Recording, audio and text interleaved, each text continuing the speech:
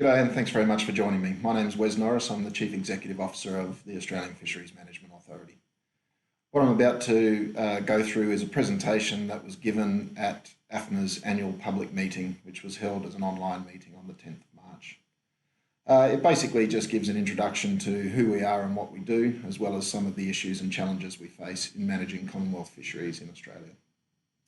I hope you find it useful, but if you require more information, please don't hesitate to jump onto our website at afma.gov.au. AFMA acknowledges the Aboriginal and Torres Strait Islander peoples as the traditional owners and custodians of this country. We recognise their connection to land, sea and community. We pay our respect to them, their cultures, their elders, past and present and emerging. Starting off with the presentation to have a look at basically what AFMA looks like. We are the regulatory authority for managing Commonwealth fisheries in Australia. It's a little bit complex trying to describe exactly what we mean by Commonwealth fisheries. There are certain fisheries around the country that are managed by the state governments and the Northern Territory, and others that are managed by the Commonwealth government. We have in place arrangements that we call offshore constitutional settlements that try to rationalise the sharing or the single jurisdiction management of different stocks that occur in different waters. In terms of AFMA, we have about 160 staff and we're spread in 4 offices around the country. Our head office is in Canberra, where the bulk of our staff are located, and then we have regional offices in Lakes Entrance, Victoria, Darwin, Northern Territory and Thursday Island in the Torres Strait. This map just shows the sort of general location of the fisheries that we manage. I won't go through them in detail. Depending on how you count or combine fisheries, there's around 22 that come under AFMA's management. And they range from the very northernmost tip of Australia, being the Torres Strait, all the way down to our sub-Antarctic territories, Heard Island and McDonald Islands and Macquarie Island. In terms of what the fisheries look like that we manage, this figure here comes from the 2020 Fisheries Status Reports. ABARES, which is part of the Department of Agriculture, Water and Environment, prepares an annual summary of the sustainability of the key stocks that we manage. So the good news that's there is that the vast majority of stocks are what we call in the green. Meaning that their fishing mortality, the rate that fish are being taken out of the water, is sustainable, and their biomass, being the amount of fish that remains in the water, is also sustainable. As you can see there, though, there are a number of stocks that we have uncertainties over in both indicators, and so the challenge that we face there is working out what type of data to collect to better inform us on exactly how those stocks are going. And even more concerning, the stocks that are in red at the top of both of the bars. The sort of good news within the red sections is that there are far less stocks in the left-hand bar, which is fishing mortality. So there are far less stocks where fishing is still taking too many of a certain species out of the water. And in most of those cases, those are internationally managed species that Australia works with other countries towards management of. This is the same data, but mapped over time. It shows some very interesting trends, particularly in the period that you can see on the graph between 2006 and 2010, with a very substantial investment into better understanding the status of the stocks that we're managing. And introducing management arrangements to ensure that they are sustainable. In terms of some financial reporting, this figure shows the gross value of production. This is basically the value of all fish that's caught in the Commonwealth managed fisheries. As you can see, it's relatively stable, sitting at around $440 million for 2018-19, and a slight increase in recent years. In terms of how AFMA is structured, we have an independent commission, which is, for all intents and purposes, our board of directors, and they're responsible for making management decisions such as total allowable catches for domestic fisheries. The commissioners are selected on an expertise basis with a range of backgrounds from fisheries management, science, economics, governance, business and public policy. In terms of what the legislation says we have to achieve, we have a number of objectives set out. The primary ones are ones that we must pursue, and you can see those listed there, including efficiency and cost effectiveness. Most importantly, ecologically sustainable development and maximising economic returns. There are a series of other objectives in the legislation that we're to have regard to as we're pursuing the main ones. This slide tries to just sort of map out our broad policy environment in a visual way, starting with the top circle, target stock sustainability. The Commonwealth Government in 2018 released a new harvest strategy policy. This basically sets the rules that we follow for setting our total allowable catches. In most cases, we then allocate those total allowable catches as individual transferable quotas. And in just about every fishery, we also have a series of technical measures. So fishery closures, restrictions on the type of gear or the size of gear that can be used and so forth. Moving on to the left-hand circle, broader ecosystem sustainability. Again, we have an overarching policy framework, the 2000 bycatch policy, which drives us towards minimising unwanted catch in all our fisheries. We rely very heavily on ecological risk assessments as a way of broadening our focus away from just the target species that we're trying to catch, or that the industry is trying to catch, and looking at the implications of that fishing activity on all of the species in that ecosystem. And then we have a very wide range of issue-specific mitigation strategies, particularly around threatened, endangered, protected species, so measures to prevent vessels from interacting with seabirds, Australian sea lions, dolphins, turtles and so on. On the economic side of things, through the ABARES status reports that I referred to before, we monitor net economic returns from some of the key fisheries, and our objective is to maximise those. And we have an ongoing body of work to develop fishery-specific performance indicators so that the Commission can better assess the economic status of each fishery, but also have a better idea on what the economic implications are of some of the decisions that we're making. And very importantly, on the governance and accountability side of things, we're very heavily driven by a consultative management process through stakeholder-based management advisory committees and resource assessment groups. The AFMA Commission also meets regularly with industry representatives, and then we have our public accountability mechanisms to the Australian Senate and through our public annual reports and so on. We also implement the Australian Government Cost Recovery Guidelines and recover the attributable parts of management costs from the fishing industry, and I'll talk a little bit about that in a little while. Having a look at some of the species in the first figure, I spoke about some of those stocks that remain in the red. So these are the stocks that we have continuing challenges on.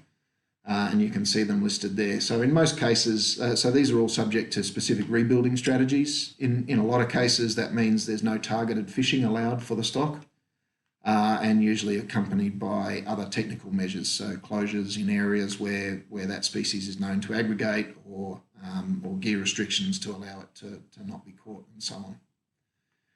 For some of these, we've had really outstanding success stories, with orange ruffy being a really topical example of a stock that was very heavily overfished in the 80s and 90s, and that has now, at least in some of its key areas, rebuilt to very encouraging levels. What we are also seeing, though, is that some stocks are not responding as you'd expect. So contemporary fisheries logic would say that if you stop catching a fish, then it will rebuild and the population will rebound. For some of the stocks that we're talking about here, there's been incredible significant reductions in fishing mortality, but we're yet to see the stock responding in the way that we should. One of the reasons that that we feel is contributing to that is the impact of climate change. So obviously, as climate is changing, marine ecosystems are also changing, and the impacts of that are being felt by fisheries worldwide. AFMA is investing into research and adaptive management approaches to try and accommodate this. So to try and determine what are the implications of some of these changes that we're seeing: warmer water, changed acidity, changed distribution of species, and so on. And how can we evolve our science processes to better detect and integrate that into the fishery signals that we're seeing, and how can we modify our management approaches accordingly. I said I'd talk briefly about management costs. Our total budget ranges around $45 million per year. About a third of that is collected annually from the fishing industry. A few years ago, AFMA made a commitment to the industry that we would exercise restraint in our budget growth, and we would hold the levy base to 2005-6 levels, adjusted for CPI. And there's a real success story here for the restraint that AFMA has operated and the indication of cooperation with the fishing industry. So the blue line shows the actual AFMA levies since 2005-06, and the orange line shows what they would be if you just took the 2005 level and put CPI on it every year. So cumulatively, we've outperformed that commitment by about $52 million. Now that's really important in the context of the objectives that we have for cost efficiency and management, and for ensuring that there are net economic returns to the community. It does come with challenges, and we need to constantly be mindful that we're not foregoing investment in critical areas where it's really needed.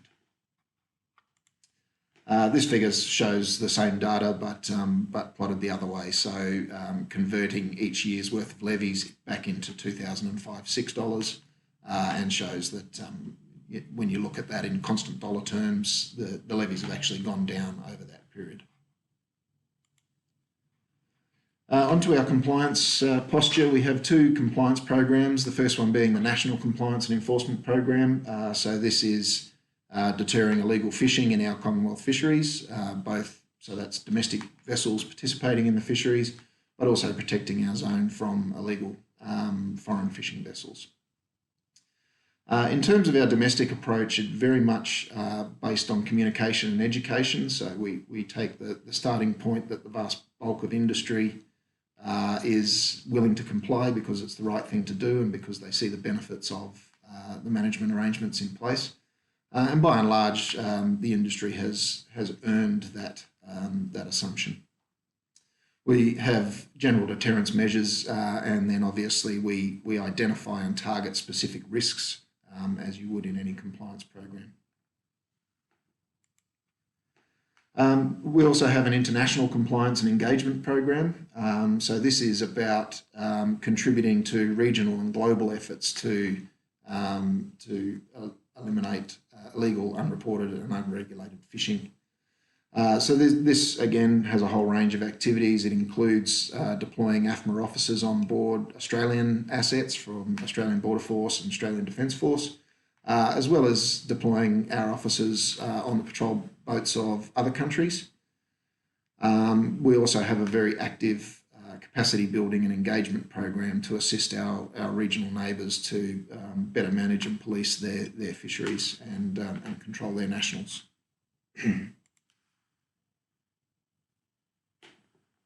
Independent monitoring is a really key component of any fisheries management approach.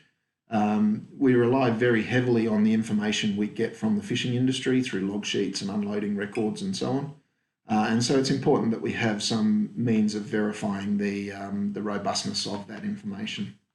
One of our key programs is our observers. We have 17 AFMA observers that are available to be placed in domestic and even foreign vessels if necessary.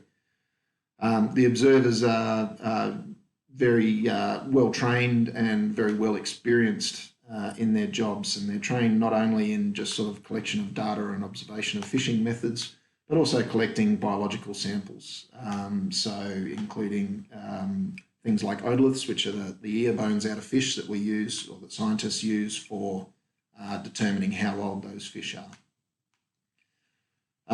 So as I say, the observers provide reliable and verified information that gives us confidence in our broader data sets. The observer program's around 1,800 days per year, but that is very heavily skewed towards those sub-Antarctic fisheries that I mentioned on the map, where we have international obligations to maintain very high levels of observer coverage. We also have an electronic monitoring program, and this is of growing interest to fisheries managers around the world. So this is essentially camera systems that are deployed on board the vessel. At the moment, for AFMA, we have electronic monitoring on 75 vessels in 4 fisheries. And what these systems do is they record 100% of fishing events. So every time, say, a tuna longliner deploys its longline, the cameras detect that, or the system detects that, and the cameras film it. And the same when they do their haul. 10%, a minimum of 10% of that footage is then reviewed by shore-based observers and used in the same way that the data from the observer program is. We're looking at the future of that program at the moment, including how we set it up to achieve greatest cost efficiency, but also looking for a framework where we can add in other fisheries when it makes sense to do so. So when there are cost benefits to be had, or when there's a specific management need that's best answered by that kind of a program. And there's plenty of potential here for greater cooperation amongst the fisheries jurisdictions in Australia, so with the states and with Northern Territory, as they consider whether these types of programs are useful for their fisheries as well. Just want to talk quickly about COVID-19 and what that's meant for fisheries and fisheries management. It's been incredibly variable in terms of its impact on the fisheries that AFMA manages, and I've tried to summarise it here in 2 dot points, so there's a whole lot of context that's missed there. I think the starting point is that all fisheries suffered from disruptions as a result of COVID, but the type and magnitude of disruption was different depending on the type of fishery. So the export fisheries by far suffered to a greater degree, and especially those ones that are reliant on air freight. So the tuna and the tropical rock lobster fishery from the Torres Strait in particular. This is because freight costs have risen incredibly high, and so even with the assistance provided by the Australian government, the freight costs are still prohibitive. And secondly, the demand in high-end restaurants around the world has obviously gone down as people are staying at home because of COVID, and so you're getting both a depressed market price for this high-end product and also increased costs. At the other end of the spectrum, some of the domestic consumption fisheries had lower levels of impact. They certainly faced operational constraints. Lots of vessels fish across the borders of different states and weren't able to do that for parts of the year. Some vessels and some processing facilities couldn't run at full staffing strength because of social distancing requirements and so on. But some of these domestic consumption fisheries had some favourable market conditions that worked in their favour. Less imports coming in to compete on the domestic market, and in some cases, as Australians who would ordinarily go out and eat at restaurants were looking for different things to cook at home during lockdowns.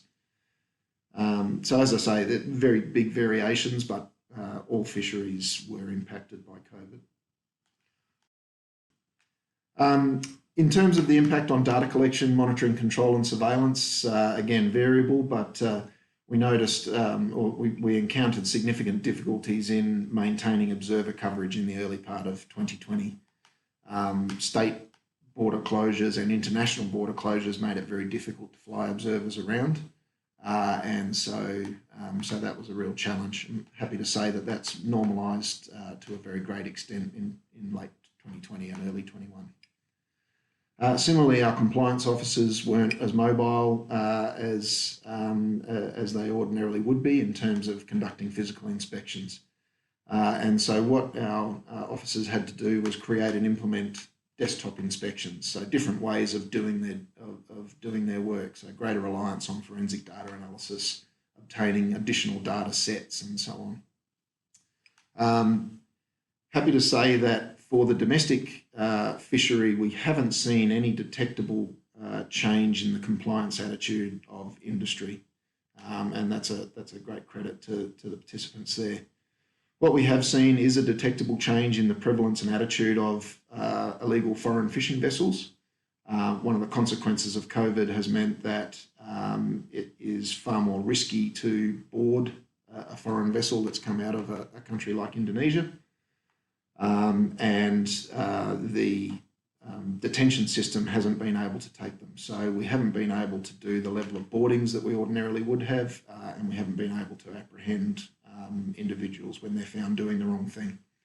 And we have seen that bear out. I'm happy to say that as the Australian situation with COVID at least has got under control and the vaccination programs rolled out, we are able to get on board those vessels, working with Maritime Border Command, and we are seeing a bit of a change in that attitude again.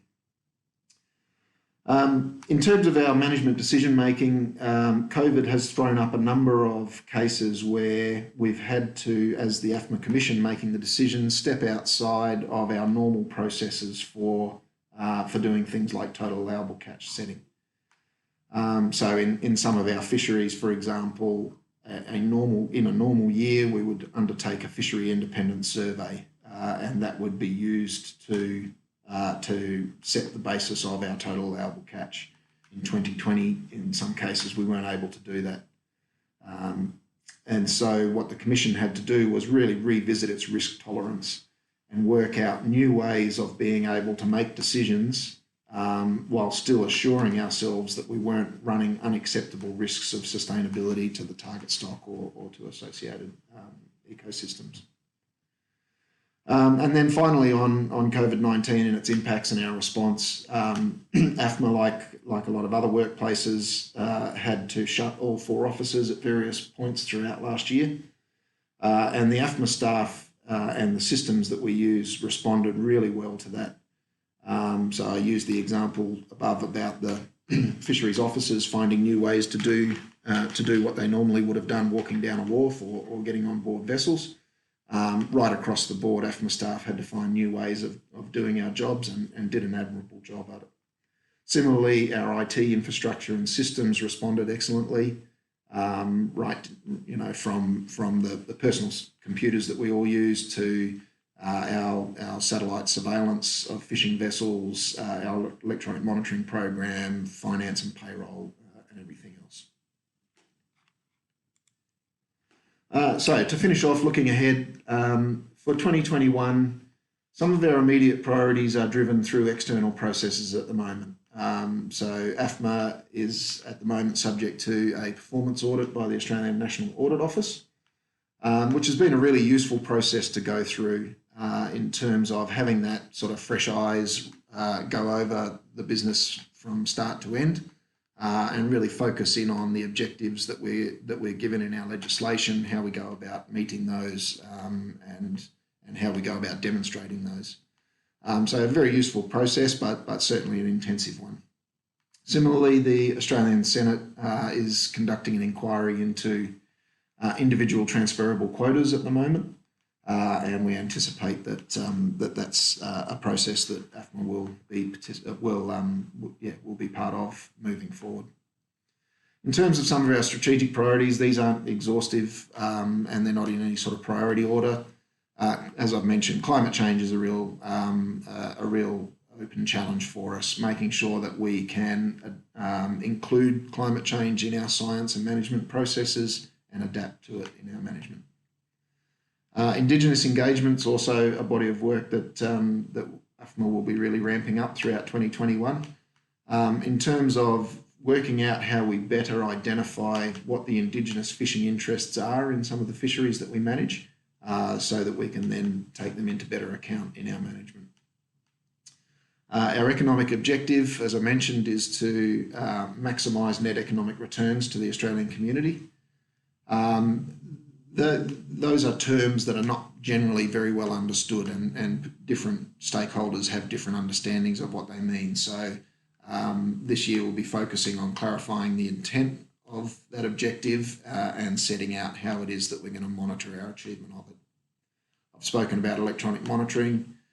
In the Torres Strait, we've got an exciting body of work on policy and legislative reform to really sort of modernise the management of those fisheries so that we better live up to the objectives in the Torres Strait Fisheries Act, which include obviously fisheries sustainability, but also economic development for the Torres Strait region, employment for traditional inhabitants, protection of traditional ways of life, and protection of traditional fishing. As well as putting effort into our broader positioning and community engagement. So really asking ourselves the question of how does AFMA best engage with the broader community? We have great stakeholder consultation mechanisms for the fishing industry, for environmental NGOs, for recreational representatives, but for that broader community engagement, how do we best go about that? And then lastly, on to some of our operational priorities. The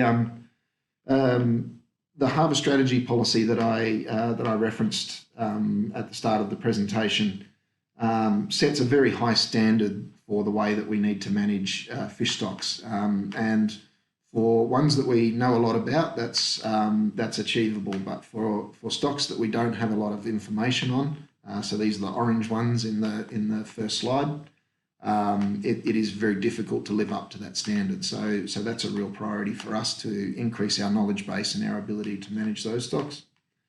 Black teat fish is a sea cucumber fishery in the Torres Strait. It's been closed for several years after being overfished and is opening for the first time in April this year. So that's a really positive development, but it comes with a lot of work to make sure that that fishery can deliver the benefits that we know it can without running the risk of exceeding the TAC. We're reviewing our performance measures. So this is, I guess, part of the broader positioning and community engagement. How do we better describe what success looks like against our legislative objectives, and how do we report against those? And then I mentioned the audit process. We will need to be looking at how we capitalise on whatever the outcomes and recommendations are that come from that process. So again, thank you very much for taking the time to go through this. If you require any further information, please don't hesitate to have a look on our website, afma.gov.au, and there's also inquiry details there should you need to talk to us. Thank you very much.